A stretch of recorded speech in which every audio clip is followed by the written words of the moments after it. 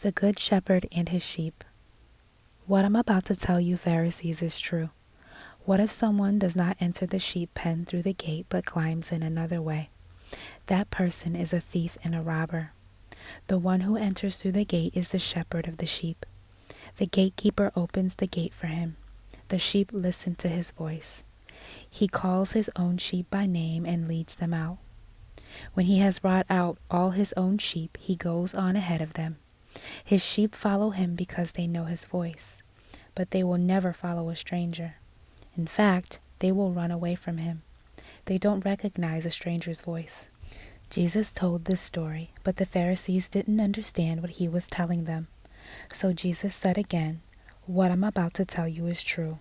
I am like a gate for the sheep. All who have come before me are thieves and robbers, but the sheep have not listened to them. I'm like a gate. Anyone who enters through me will be saved. They will come in and go out, and they will find plenty of food. A thief comes only to steal and kill and destroy. I have come so they may have life. I want them to have it in the fullest possible way.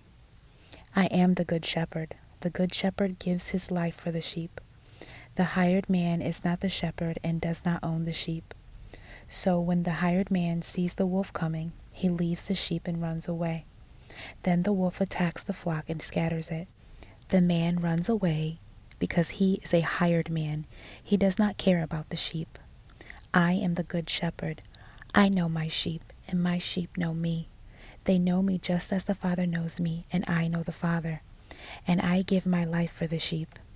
I have other sheep that do not belong to the sheep pen. I must bring them in too. They also will listen to my voice. Then there will be one flock and one shepherd. The reason my Father loves me is that I give up my life, but I will take it back again. No one takes it from me. I give it up myself. I have the authority to give it up, and I have the authority to take it back again.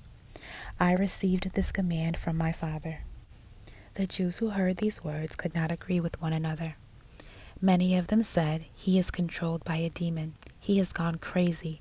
Why should we listen to him?" But others said, "A person controlled by a demon does not say things like this. Can a demon open the eyes of someone who is blind?" Another challenge to Jesus' claims. Then came the feast of Hanukkah at Jerusalem. It was winter. Jesus was in the temple courtyard walking in Solomon's porch. The Jews who were gathered there around Jesus spoke to him. They said, "How long will you keep us waiting? If you are the Messiah, tell us plainly."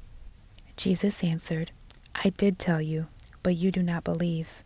The works that I do in my Father's name are a witness for me, but you do not believe because you are not my sheep.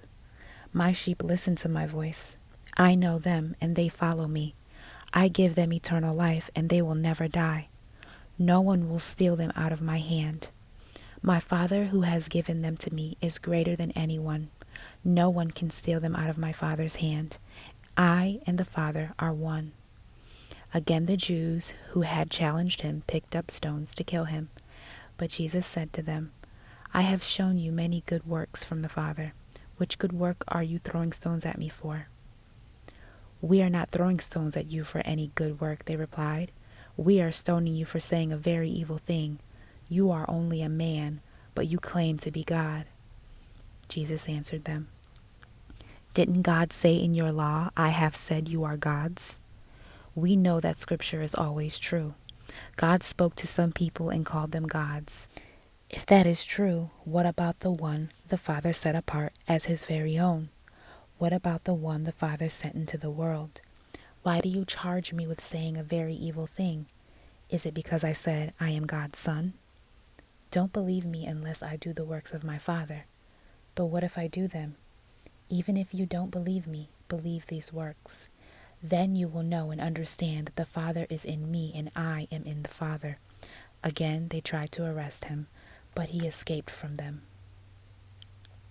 Then Jesus went back across the Jordan River.